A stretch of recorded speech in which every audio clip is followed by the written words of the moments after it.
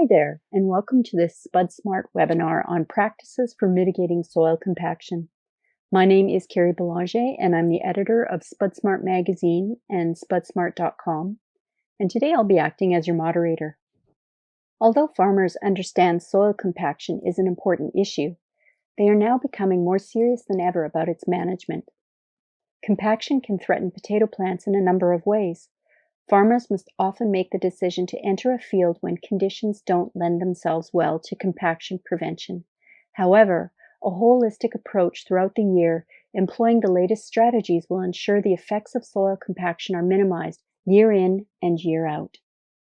I'd like to thank our sponsors, McCain Foods and BASF, for their support. I'd also like to take care of a few housekeeping items at this time. This webinar is being recorded and will be made available on SpudSmart.com following the event. For audio quality purposes, all microphones have been muted with the exception of the speakers, but we do welcome your input. If you have a question or comment, please share it in the chat box. Today we have two guest speakers. Jody DeYoung-Hughes is a regional extension educator with the University of Minnesota, and Matt Ramsey is a director and operator of Oyster Cove Farms in Prince Edward Island. Today, we plan to cover the causes and negative effects of soil compaction and soil compaction prevention strategies and best practices. Please type your questions and/or your comments into the chat box at any time during the webinar, also indicating to whom the question or comment is directed. At the end of the complete slide presentation, there will be an opportunity for each guest speaker to answer the questions posed in the chat box. Jody DeYoung-Hughes has been a regional extension educator with the University of Minnesota for more than 23 years. Her area of specialization includes tillage management systems, soil compaction, and soil health management. She has published many fact sheets and peer-reviewed journal articles and has presented at numerous statewide and regional meetings. She has organized the Conservation Tillage Conference and Strip Tillage Expos throughout Minnesota. She works primarily with producers, ag business, government agencies, and crop consultants in western Minnesota and the Dakotas. The floor is all yours, Jody. Hi, like Carrie said, I'm Jody DeYoung-Hughes, and I work in Willmar, Minnesota with the University of Minnesota Extension. And today my title's Soil Compaction, Are You at Risk? So I have received a lot of questions about wheel traffic and compaction and ruts and what can we expect from that.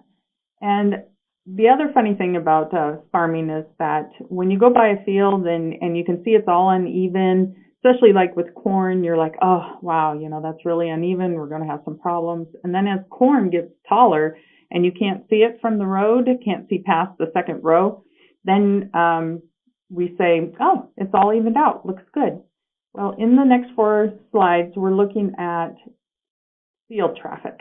And on the next one, you can see that it shows up all year round. So even if you can't see it from the road, you can see it from the air. And if you have drones, this is an excellent way to see how things are happening. So this is slide 1 in Minnesota.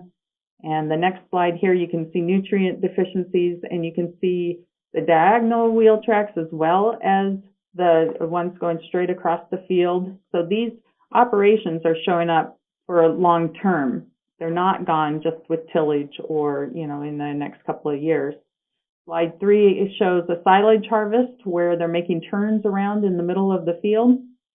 And you can see there that compaction will stay there for quite a while, because the other thing about silage is that you got to get out there when the corn is ready to go, not when Mother Nature is ready.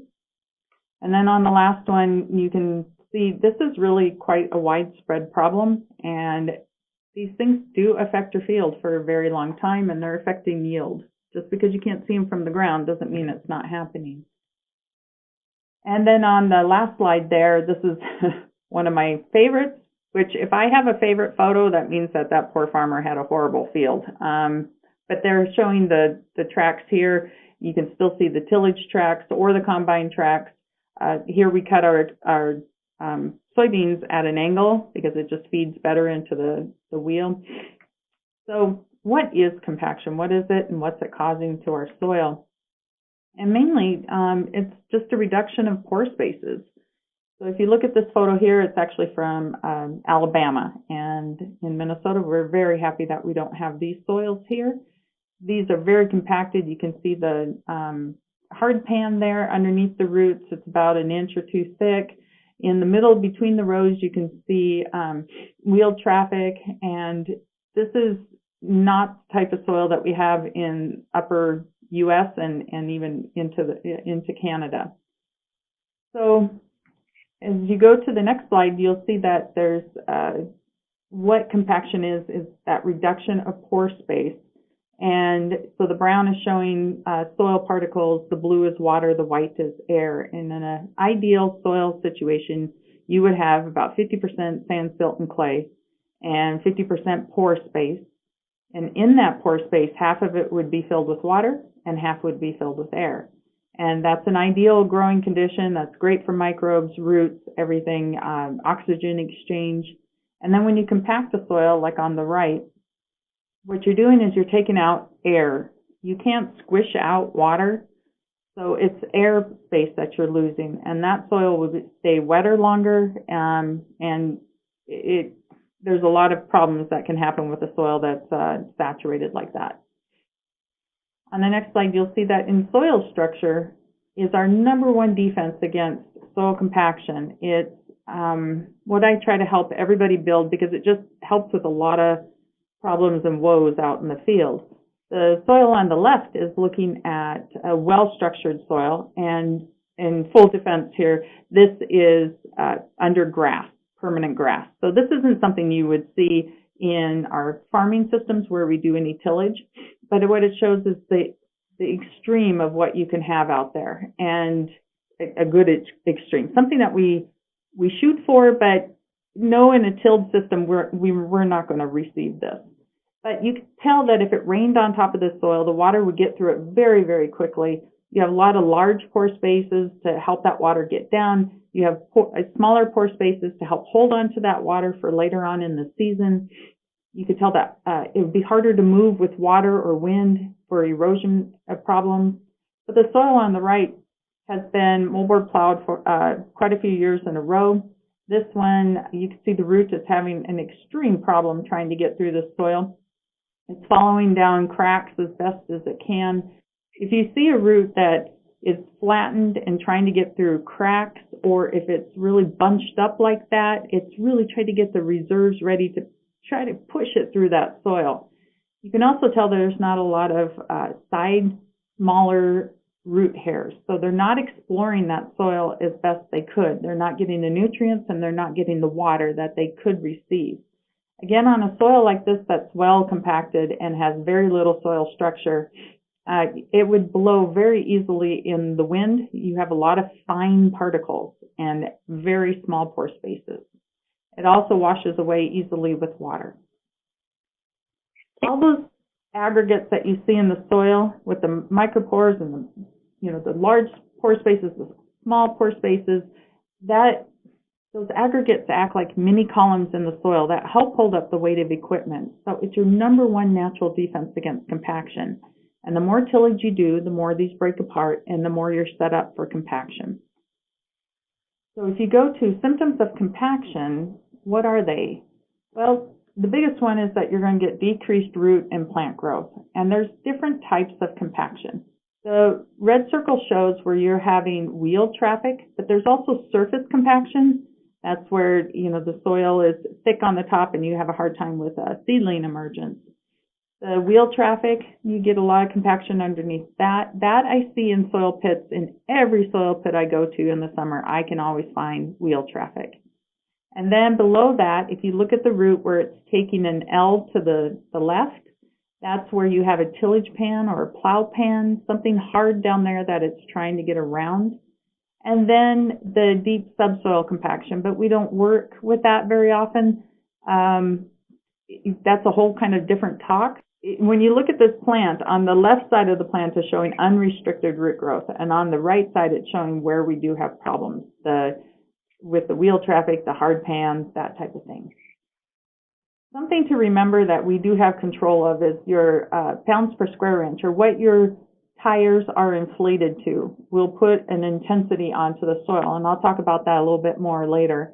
And also our axle load really does the depth of the compaction that's out there. So PSI and axle load are the things that we want to look into here pretty soon. Compaction can last a long time in a soil. So the one that you see on the left, that's a non-compacted soil. And what now we can do is take CT scans of our soil. Kind of like we do for our health, we also do this for the soil. And the white is showing the pore space in that soil. So on the left, you can see that there's large pores, small pores, and that they are continuous from top to bottom, or quite a few of them are.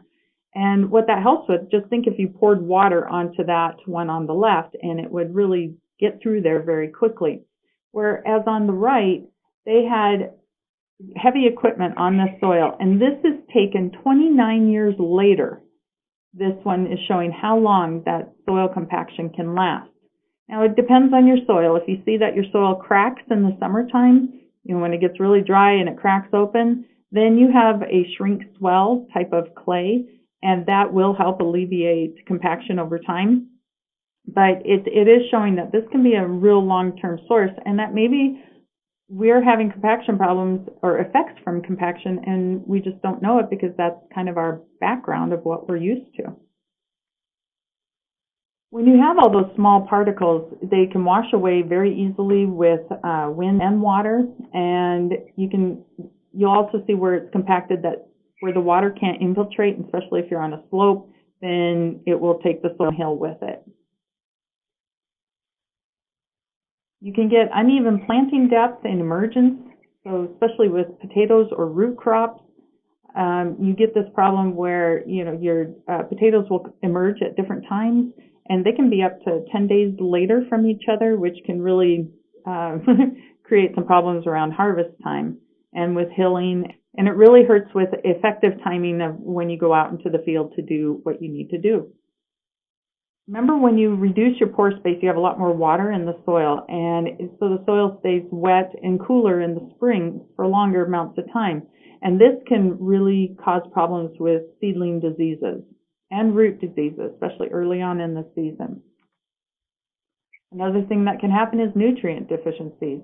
Because there's less water, can be less water available. There's two things going on with compaction. One, the soil is wetter longer.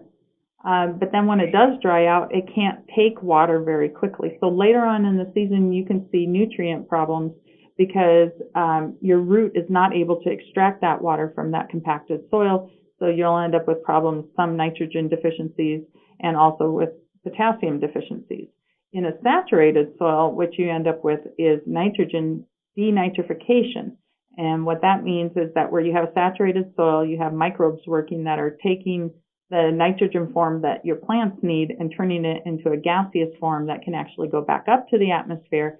And you can lose 2 to 4 kilograms per acre per day when you have saturated soil conditions. And all of us need nitrogen for our crops, and this is something that is invisible but happening in the field. When you have a compacted soil, you're going to need more power. You're going to need a much higher engine capacity just to be able to get through the soil to plant and to do tillage. When you're going through the soil, it will have much more wear and tear. The soil is more restrictive, and it just takes more to get through that soil. And from the studies with compaction, you can see anywhere from 0 to a 60% yield decrease. It is variable, though. That's why it's 0 to 60%. Some years, there's just no problems with compaction. And other years, and I'll show you a study of what can trigger compaction to kind of rear its ugly head. Other effects for compaction, especially with the potatoes, is that you get smaller tubers because they just can't push through the soil. They're lower quality. They'll have higher water needs. Especially if you have crusting on the surface, the water can't even get into the soil, so you'll have to probably put out the pivot a few more times. And then when you have the soil clods with harvest, you end up with a lot more bruising. What are some of the causes of compaction? The number one thing is working the soil when it's wet. And sometimes we can't help this, but sometimes we could wait a day or two, and especially if no rain is in the future, to get out there and really try to work the soil when it's in better working condition. The other thing is excessive tillage, and the reason why this causes compaction is because it breaks apart soil particles, and remember, it takes away the aggregates in the structure and forms it more into individual particles which collapse in on themselves and form compaction. And this is again showing that same picture from before, that the more tillage that you do from the left to the right, the more compacted a soil gets, the less pore space.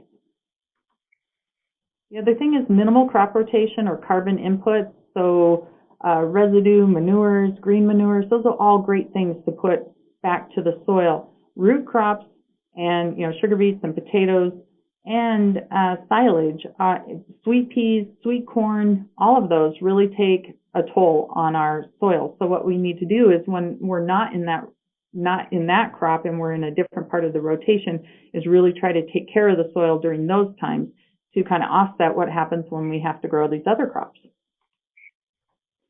The next one is the weight of field equipment. I mean, the heavier things are, the more they compact the soil. So as you look at this, this is adapted from 1958, but it still holds true today.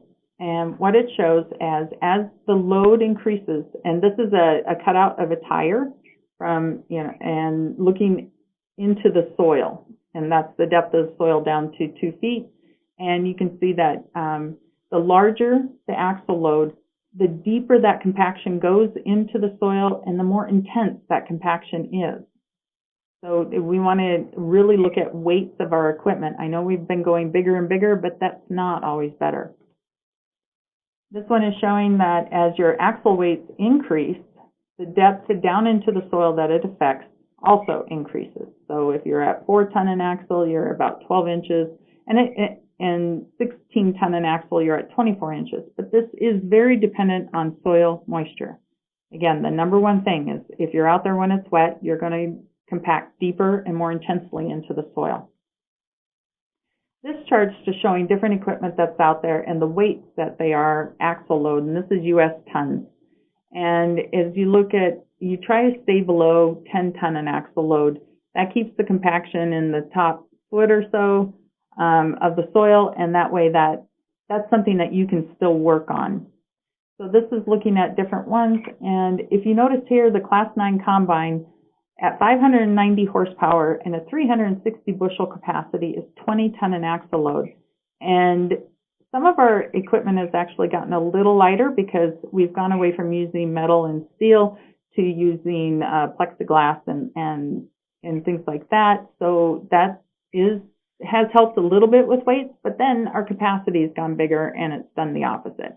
Now, if you look at some of the four-wheel drive tractors that's highlighted at the bottom, this is 530 horsepower. This is a quad track from Case, and it is 18 ton an axle load. So you're looking at your tractor is almost the weight of a combine that's full of grain. And the combine we know is going to compact the soil because we're out there. We have to. But it's fall, and usually fall is a little drier, although the weather changes have kind of messed with that. But if we're taking a tractor out there that's the same weight as our combine, we need to be really, really careful with that. Another thing with wheel traffic here, this is where somebody took out a windbreak that's on the left where you see the soybeans are taller. And then in between, that's where he drove the traffic. He controlled the traffic, and you could tell the beans there are only about knee high. And where he had no wheel traffic, the beans were almost waist high. And you can see here that he had a 23% yield loss by where he drove. But if he would have drove all over the field, it would have been worse. This is definitely not recommended. I know it's showing that we're having great yields out there, but yeah, bigger is not better. So this study here is looking at, we're going to look at compaction from Minnesota all the way to Quebec. And the reason why they did it across the U.S. into Canada that way is because there's a rainfall difference. From Minnesota and Lamberton, we get maybe 25, 27 inches of rain a year, and Quebec is not quite double that, but it does go way up. And what they did is they compacted the entire field. So if you look at the picture behind, you can tell they went over the entire field. And they did this with 20-ton an axle load. Now in Lamberton, when they did it in the fall, it was dry out, and actually there was no yield hit on this the next year. But in Waseca, it was wet. And we're going to look at the data from Waseca. So the study in Waseca looked at 20-ton an axle load, and it compacted again the whole field. And it did it in the fall, and then looked at corn yields, continuous corn, for the next 5 years. And what you can see here is in the first year, they had a 30% yield decrease where they compacted the soil versus where they didn't compact the soil. And the line up there with the green same yield is showing that if it's anywhere near that line, then it was about the same as non-compacted. So first year, a 30% yield hit. And then you can see within 5 years, it was about back up to where it was. And so you may hear people say, hey, in 5 years, Mother Nature corrects herself, everything's fine. But Ward Voorhees, who did this work, said, you know, I'm not quite sure about that. And so he wanted them to look at it going out even further. The other thing to note on here is they did 20-ton an axle load in the fall, and then had nothing heavier than 5-ton an axle load after that. So if you click on the next one, you'll see now he's looking at the years following that, and he told the crew there, because now he's out of money, you get 5 years, and he told the crew, if you see a difference in the height of the corn out there, please go out and take a yield check. Well, if there's no height difference, then don't. So in like 87, 89, 91, and 92, there was no height difference. And so they're assuming that they had the same yield. There is a study showing that there's about an 89% correlation with height and yield with the Siam hybrid. Now in 1988, though, we had a drop again in our yields, and 90 and 93, which were extremely wet years, and 1988 was an extremely dry year here.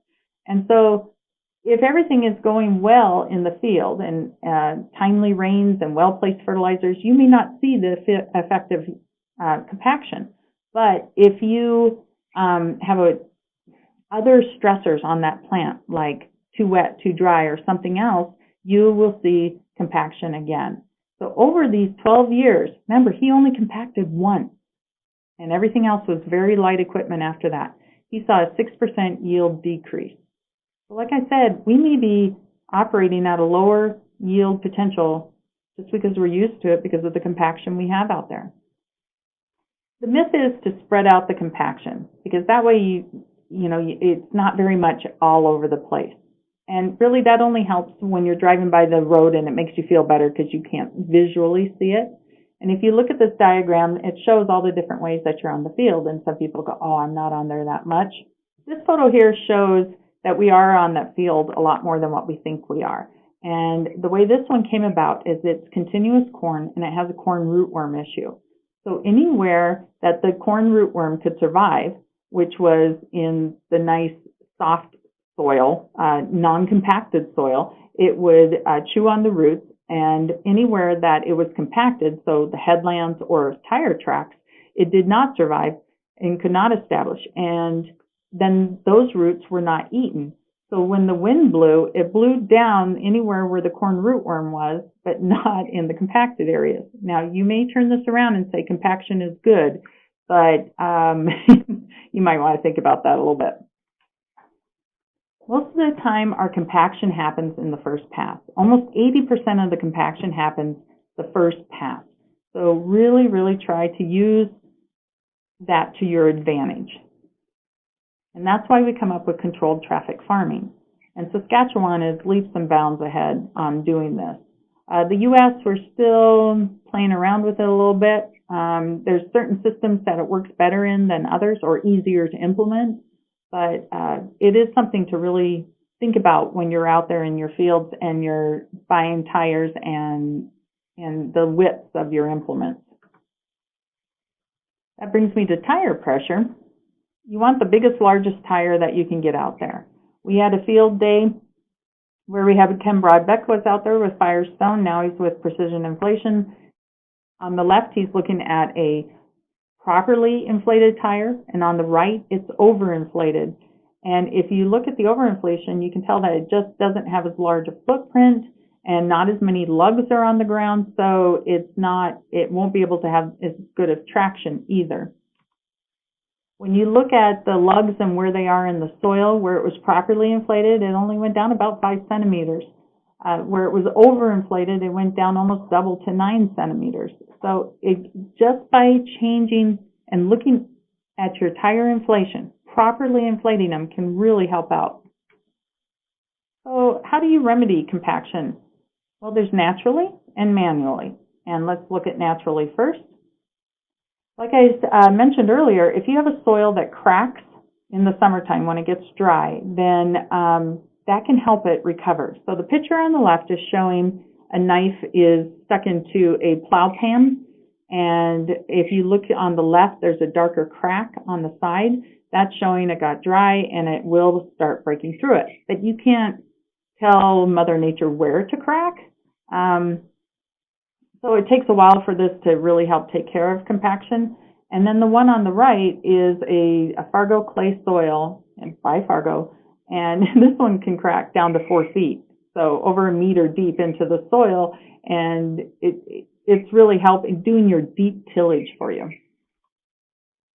Another thing that you can do that's more of a natural way to break up compaction is expand your crop rotation and diversity, and also put in cover crops. This helps build soil structure, and again, remember, soil structure will help us with future compaction, helps with water infiltration, just really helps out the soil.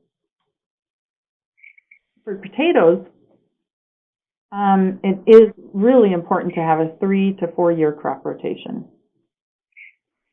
And if you can use a brassica as a cover crop or a green manure crop before you put in those potatoes, one, it has a disease suppression, and that can be vital for you. And if you look to the right, you can see the taproot can help break up the hard pans that are out there, and then also make these huge holes. We actually don't like the huge holes, so if you're going to use the tillage radish, we like them planted closer together so that they make smaller holes, but they still pop through and work on that compacted layer. And then if you use the fibrous roots, like down at the bottom of the pictures there, that really helps build structure. Those glues and sticky stuff that comes out of those roots help bind the soil together and help really form structure. So both of them together do a great job. Now, to remedy compaction manually or mechanically, first you need to know where that compacted layer is, because you don't want to have to take in equipment any deeper than what's necessary. One, it takes a lot of fuel, wear and tear on the tractor and on the implement, and it will set you up for deeper compaction. So if you destroy structure with your tillage deeper and deeper, you're going to sink deeper and deeper as you when it's wet and you get rutted into the soil. So what you want to do is dig a pit, but you don't need to make it 3 meters deep. He just got a little carried away, and you can tell how proud he is of the soil pit. But what you want to do is maybe 1 meter, and you can even do it with a shovel and just go down a 0.5 meter too. But you want to find out where that compacted layer is, and then set your shanks on the machine that you're going to use only, at 2 to 5 centimeters below that compacted area, no more than that. And the reason why, this is a lit review that Anthony Bly did from South Dakota State University, and he looked at corn, beans, and wheat, and if deep tillage helped yield.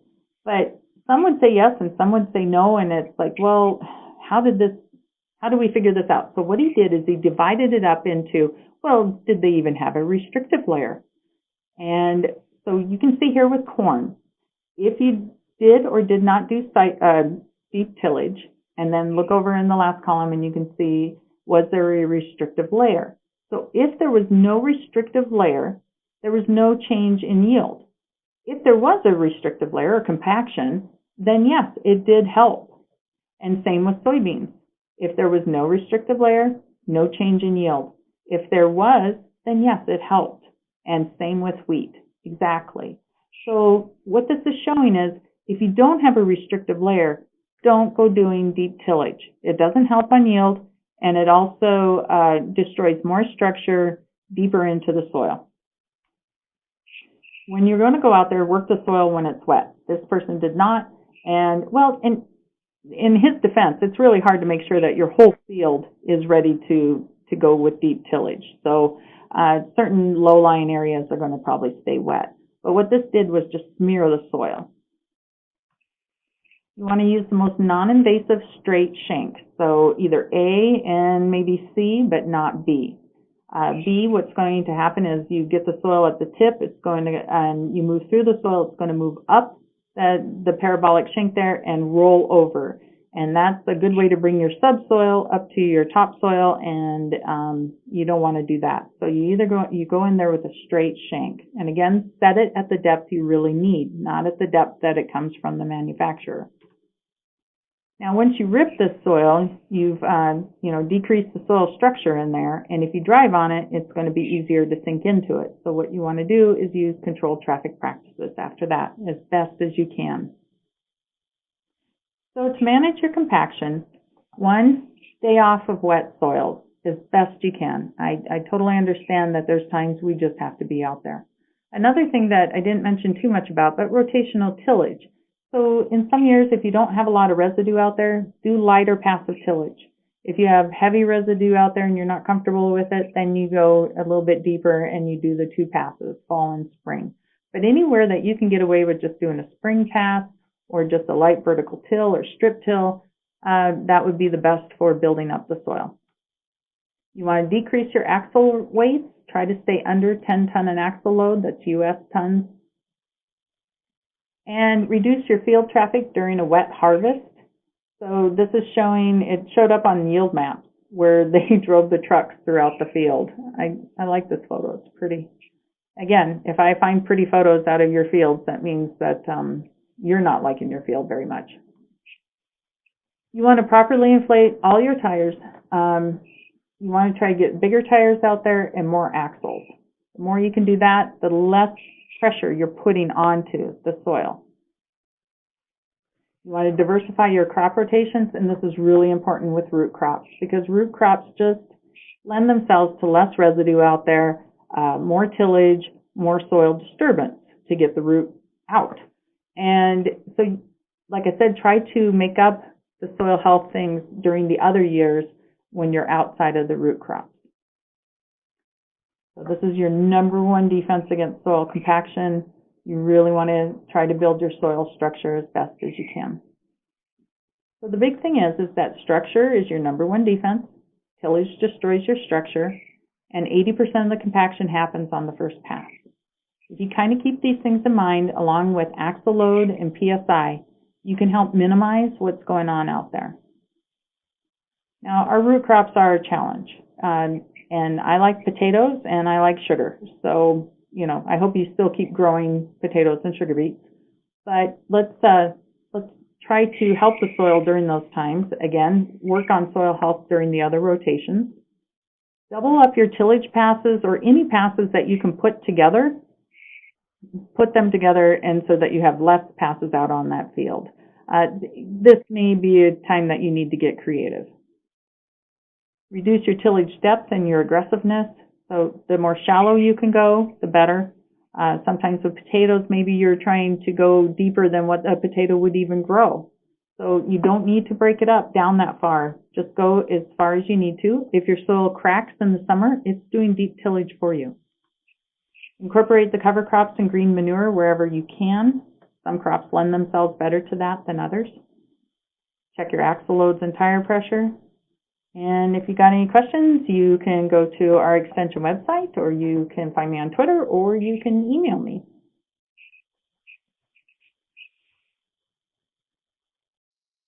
Thanks so much, Jody, for your presentation. Our next guest is Matt Ramsey, who is a director and operator of Oyster Cove Farms Limited in Kensington, PEI. Oyster Cove Farms is a fifth-generation farm and is also owned and operated by Matt's father, John, and brothers Ben and Michael. At the farm, the Ramseys grow 500 acres of processing potatoes and 400 acres of grain, as well as organic potatoes, peas, and hemp. Matt is active with the Kensington North Watershed Association, sits on the board for the PEI Soil and Crop Improvement Association, and is a director with the PEI Organic Producers Cooperative. Please take it away, Matt. Thanks, Carrie.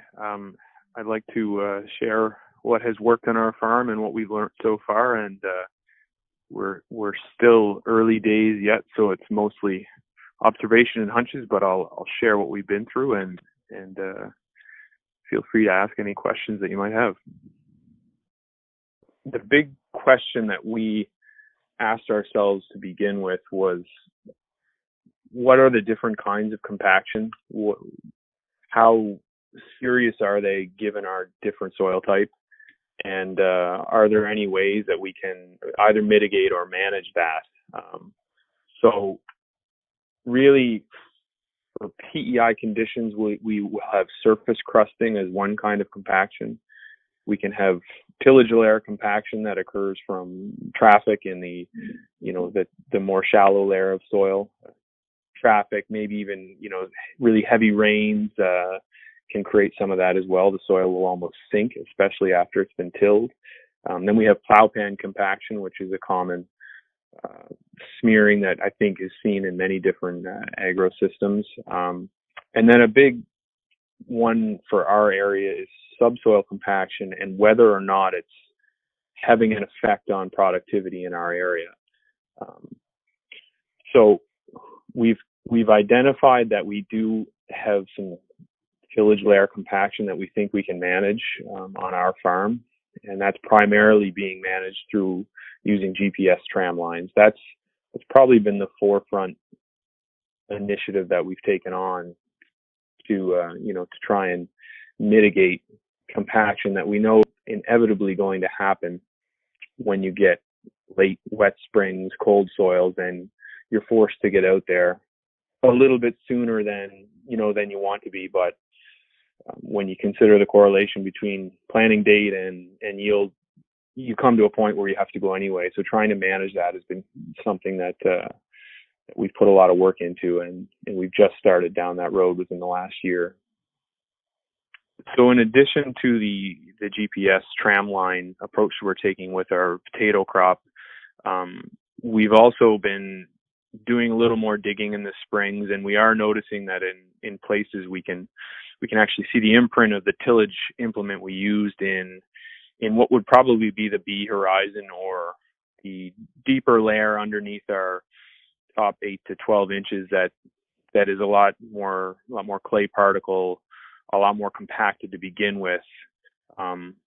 We've tried to some degree of success using a vertical tillage implement on a tram line to try and get a little deeper under the traditional tillage layer, and maybe open up some area for roots and or water as well as air. So we've only done limited trial work on that, and there's a lot of thought around here that some of the subsoiling or vertical tillage that happens here is not being very effective because of the way that our soil is structured.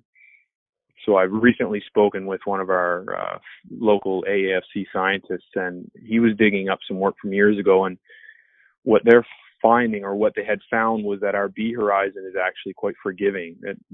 In total, we have a good volume of soil, or more than we would traditionally think, that given the winter frost thaw cycle is able to come out of its tightness and go back into it really without creating a lot of long-term issues. So we've been leaning more towards trying to just go with that and focus more on what we can do in the area that we know our roots are going to get to.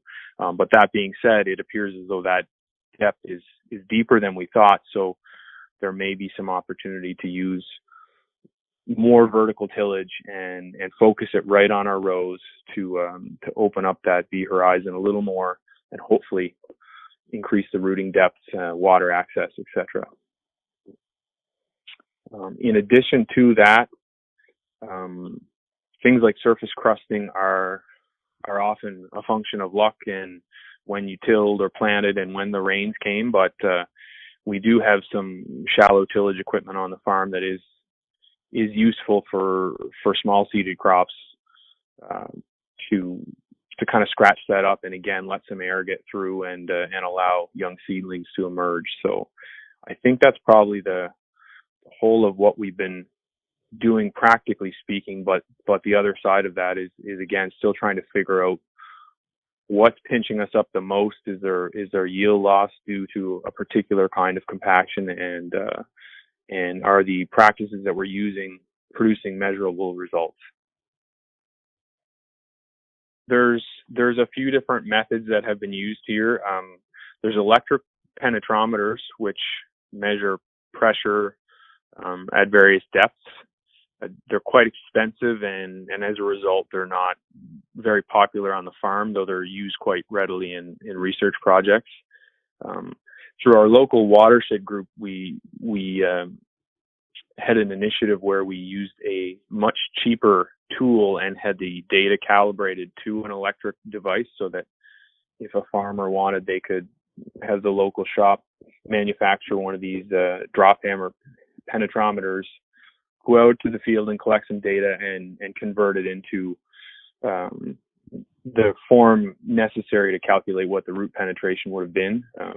So then we have the ability to produce maps if you pair that with GIS data. The other tool is a shovel, which I think we've all known for a while now, just going out and digging and having a look. And if you see something that looks like it might interfere with rooting and you think you can either fix it or prevent it from happening, I mean, that's really where we're at now. And I think it's probably where some of the research scientists were many years back when this kind of work was looked at and then passed on for other things. So you can be really practical about going out and assessing compaction, and the only trick is that if you don't dig deep enough, you might miss other things like whether or not the subsoil came around after the winter, or whether you feel like you can actually do something in there. I mean, again, instinct is probably your best tool when it comes to that kind of thing. So other than that, there's nothing other than some of the emerging technology like electrical conductivity that can actually develop high resolution data across a whole field and identify things like plow pan layers and tillage layer compaction and probably subsoil compaction as well. As far as the plow pan, depending on the implement you're using, you can either accept that that's going to happen, you can try to change the implement up, or if you have the luxury, waiting for drier conditions, I think is never a bad idea if it won't impinge upon your productivity on the other end. On our farm, we've put a lot of emphasis on mitigation, and one area we felt we could make some change was on the weight of our tractors.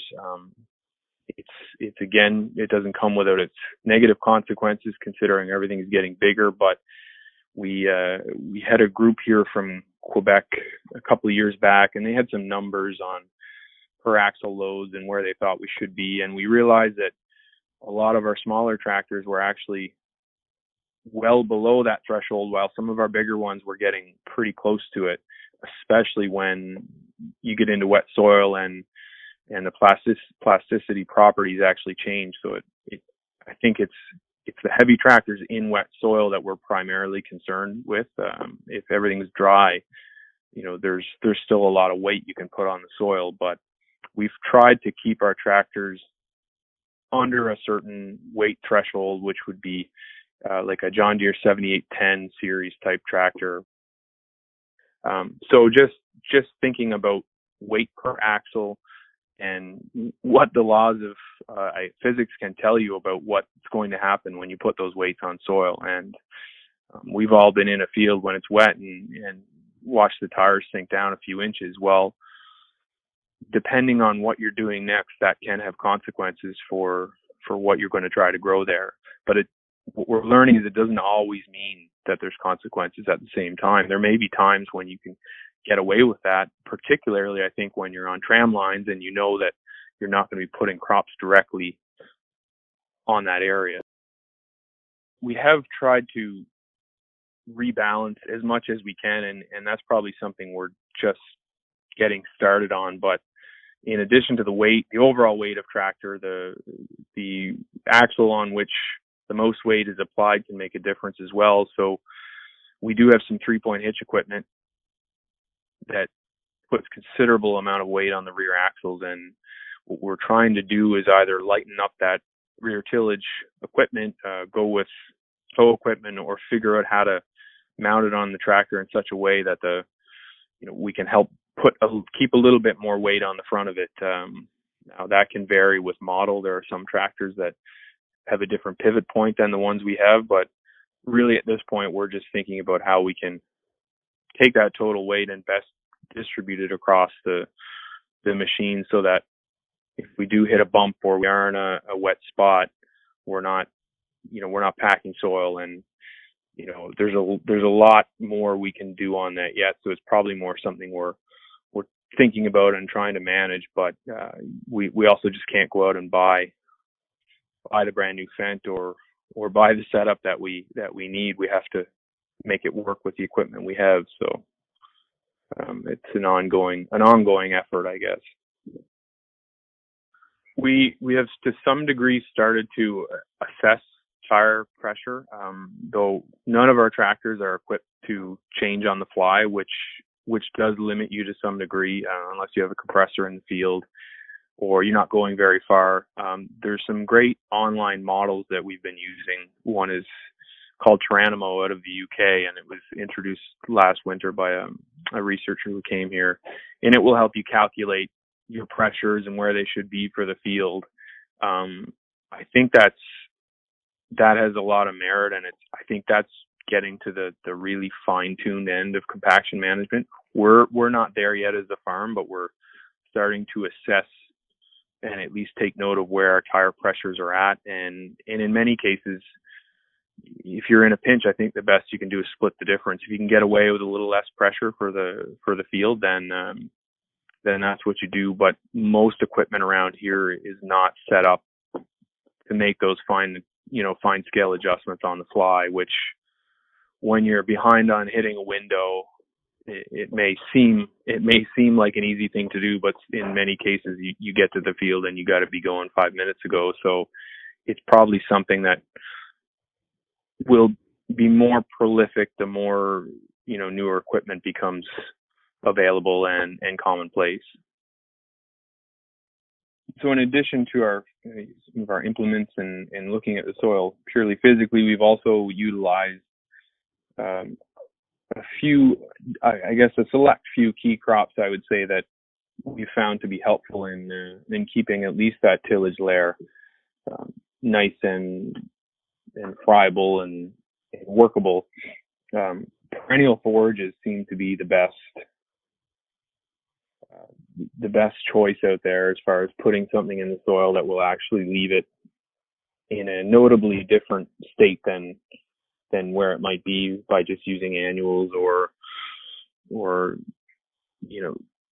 different crops with perhaps less vigorous root systems. Alfalfa, if left long enough, just has an incredibly vigorous taproot that, unlike some of the daikon radish and stuff that's being sold now as a compaction option, seems to actually stay in the soil and get down underneath those areas that you're trying to get to.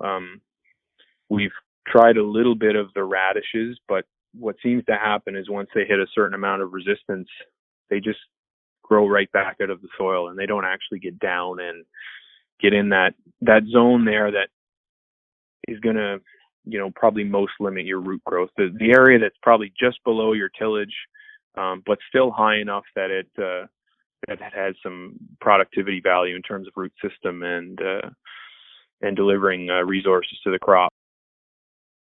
It's something that we've put a little more effort into over the last few years, but I think perennial forages were always a very traditional part of our rotation. So I think when we started moving away from them because of other concerns, for instance, we moved away from red clover because it's a host for some pests that aren't so good with potatoes.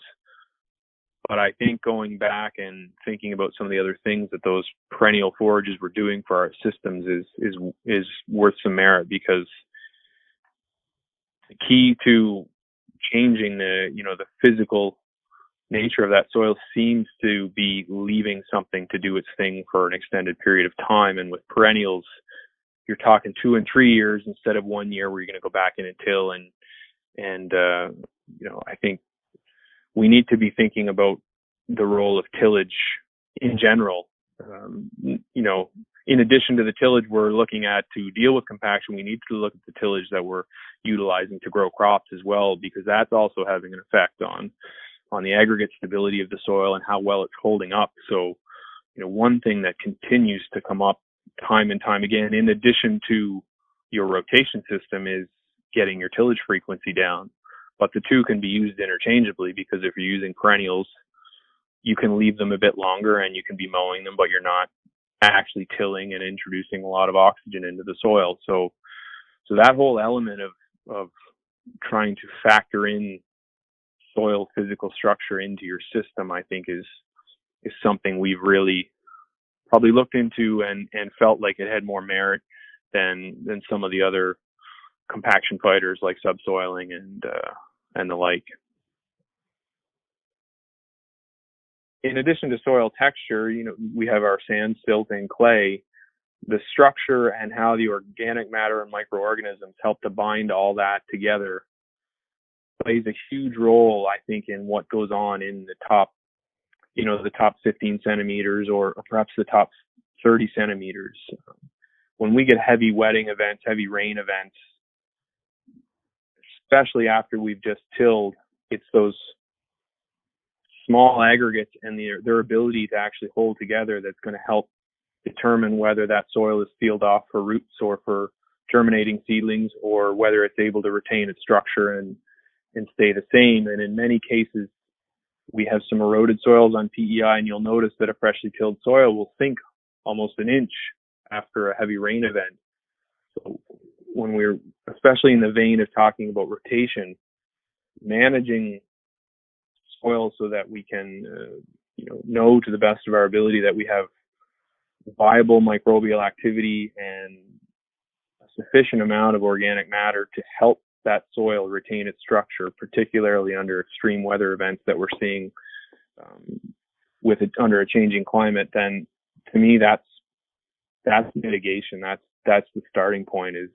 Is your soil able to withstand some of the forces are going to be put upon it? And thinking about the need to have air and water and the ways in which those things are held in soils, which is through a balance of pore sizes, macropores and micropores, and the ratio between them really can affect the ability of a plant to get what it needs. So I think for me, the 101 is zooming right in on that soil particle and looking at what the root actually needs to deal with in order to get what it needs to survive. And so to me, I would say that's probably the most beneficial thing we can do in the short term is try to make our soil stronger and resilient, such that when we till, we know we're burning through some organic matter, but we also know that we're going to be adding some residue back to help offset that. Promoting living roots as long as we can during the growing season can help promote microbial activity, which in turn acts as a glue to hold these aggregates together. So some of these really biological things are really deeply intertwined with the physical properties of soil, and I think we need to figure out how to manage both and get down to the detail of porosity and ratio and bulk density and some of these terms which tend to come and go, but I think they're probably just as important as the NPK status of the soil. And it's kind of early days for us here yet, but that's a whole other side to looking at compaction, is thinking about the small communities that are existing underneath the microscope and how they're helping to keep the roof up. Thanks so much, Matt, for your presentation. That was great. Audience, if you have not already done so, please type your questions or comments into the chat box, also indicating to whom the question or comment is directed. And I believe we're going to jump right into some of these questions. And we'll start with you, Jody. And then Matt, if you have additional comments, please jump in after Jody has answered. The first question is, I grow potatoes in the Pacific Northwest, and we use a rototiller to break up the clods to make a seed bed fine enough to grow the spuds without clods in the hill. We are disturbing the soil structure, but don't see any way around it. How can we avoid or restore this process? Go ahead. Okay, can you hear me okay? Yep, can hear you very well. Okay, great. Well, I know potatoes and, like I said, root crops are very difficult to do this. Is there a way to line up your rototiller so that it's only doing tillage where you want potatoes, but not in between? Kind of like a strip till where you're rototilling that way. Like I said, potatoes are a little difficult, but I know you want to keep those clods out of the hill. You don't want them going through the harvester. So something like that. Otherwise, like I said, you're kind of looking more at trying to build soil health in the other years. I wish there was a great answer. And Matt, do you have anything to add to that? Yeah, that's a tough one for sure. I mean, what we've found is that we're able to deal with a lot more on the harvest end than we thought.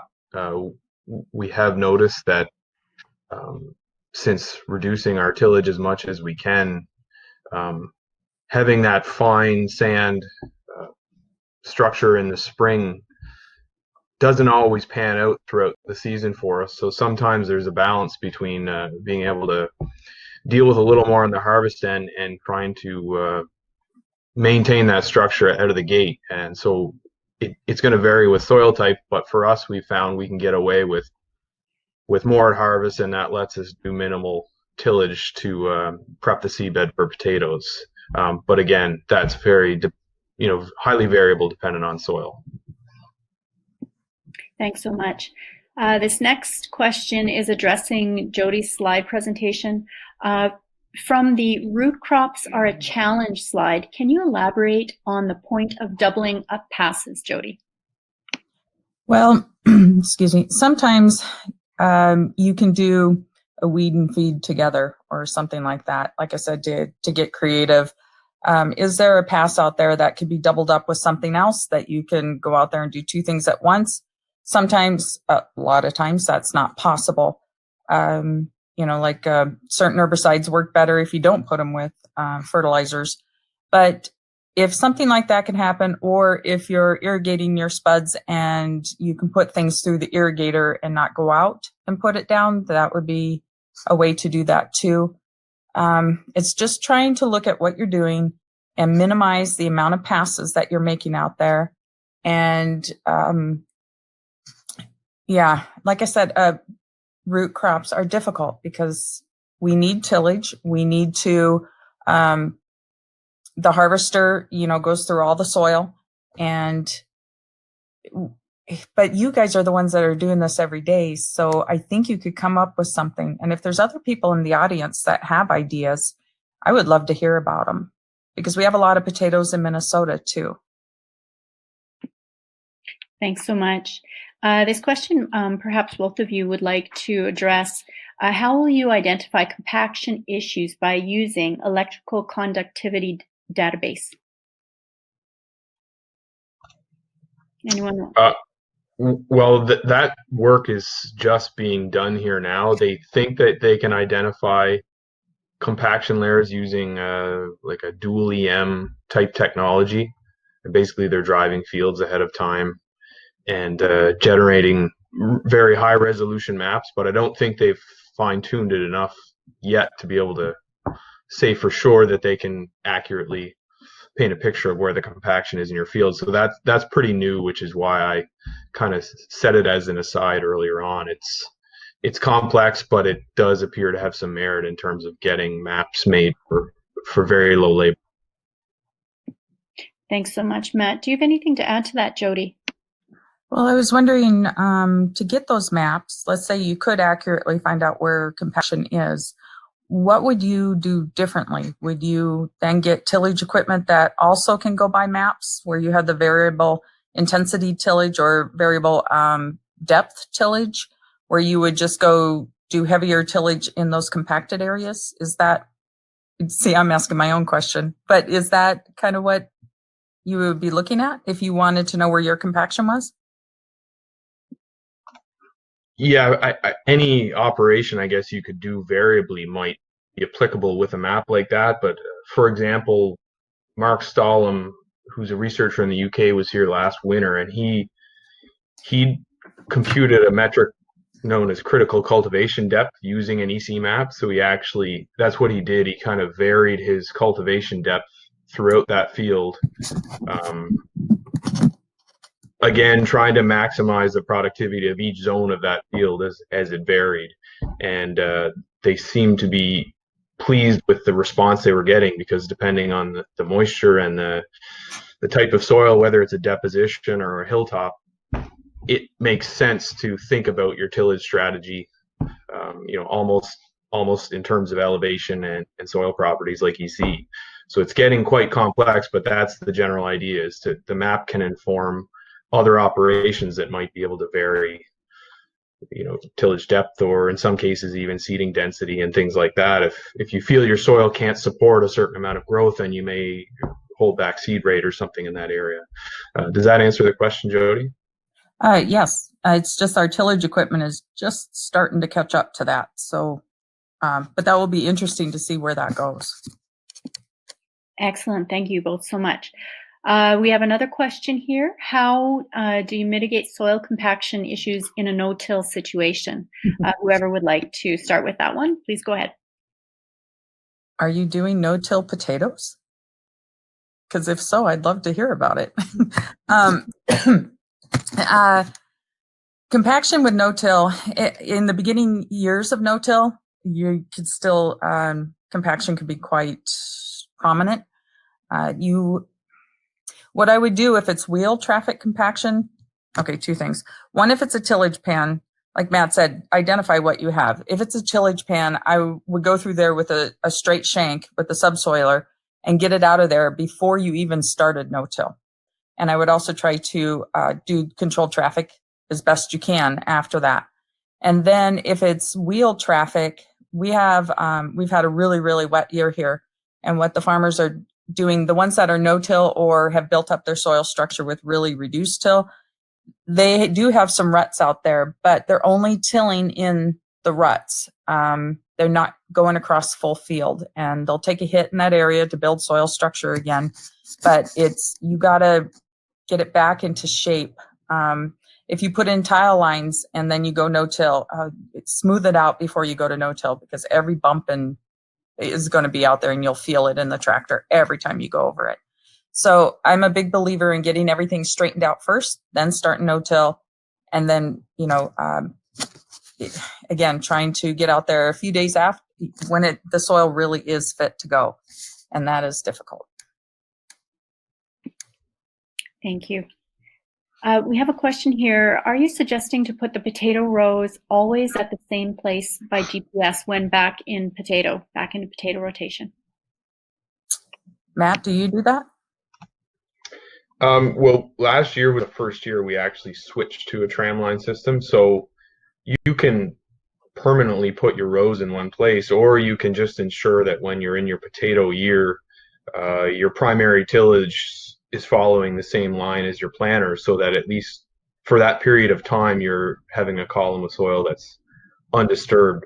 But what we're going to do is ultimately the next time, unless there are any issues with hedgerow placements or anything, reuse those GPS tram lines so that we're continuously farming our potatoes in those areas, sort of systematically controlling the traffic so that it's not intersecting with where those tubers are growing as much as we can. But in the grain year and in the forage year, we're not to a point where we have every implement hooked into that system. Sorry. I was going to say, go ahead, Jody. It is a kind of an all-in system, and it can be very beneficial where you have much better soil between the wheel tracks. But to build it, I think what you're finding is, you know, you have to change out your equipment. So as you're looking for new equipment, start looking at the numbers and the widths. But to just change everything over all of in one shot, unless you have a small fortune out there, I wouldn't recommend it. Thank you. We have one last question. It says, in Europe, stone and clod separating are quite common in some countries like the UK and in Scandinavia. Are you aware of these machines, and do you have any comments about their impact on soil structure?